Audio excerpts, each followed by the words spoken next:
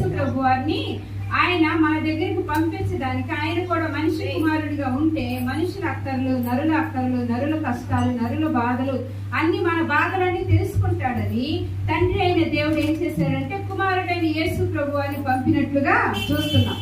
అయితే దేవుడు మనతో మాట్లాడుతూ ఉన్నాడు. ఏమని మాట్లాడుతున్నాడంటే ఈ మధ్యాహ్న కాల సమయంలో నేనే మిమ్మును ఓదార్చువాడను. ఈ లోకంలో ఓదార్చేవారు ఈ లోకంలో ఎవరుండరు. ఎవరిమైనా దుఃఖపడుతున్నప్పుడు ఇరుగు పొరుగు వారు కొంతమంది బాధపడతారు, కొంతమంది సంతోషిస్తారు. కానీ మనల్ని పుట్టించిన దేవుడు, మనల్ని పోషించిన దేవుడు, మనల్ని కన్న తండ్రి అంట మనల్ని ఓదారుస్తానంటున్నాడు. పుట్టిన దగ్గర నుంచి పెరిగి పెద్దవాడై ముదిమి వచ్చే వరకు కూడా ఆయన నిన్ను ఎత్తుకొని ఆయన చంక పెట్టుకొని నడిపించే దేవుడు మన దేవుడు మనకి కాపరిగా ఉండి ప్రధాన యాజకుడిగా ఉండి దేవుని సొత్తైన ప్రజలుగా మనల్ని చేసి ఆయన నిన్ను నన్ను ప్రతి నిత్యము ప్రతి దినము కూడా పోషిస్తూ ఉన్నాడు.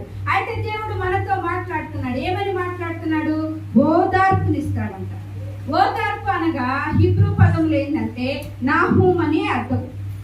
హిబ్రూ పదంలో నాహమ్ అంట అర్థం. నాహమ్ అని అర్థం హిబ్రూ పదంలో రాయబడినది పరిశుద్ధ గ్రంథంలో.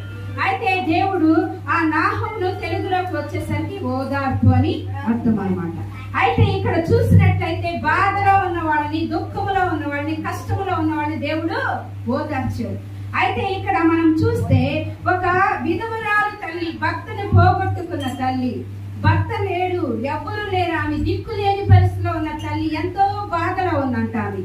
అయితే ఇక్కడ లూకా సువార్త 7వ అధ్యాయంలో చూసినట్లయితే అక్కడ 12వ వచనం నుంచి చదువుకున్నట్లయితే నాయీనను ఊరులో ఒక విధవరాలు ఉన్నది. చదువుకుందాం.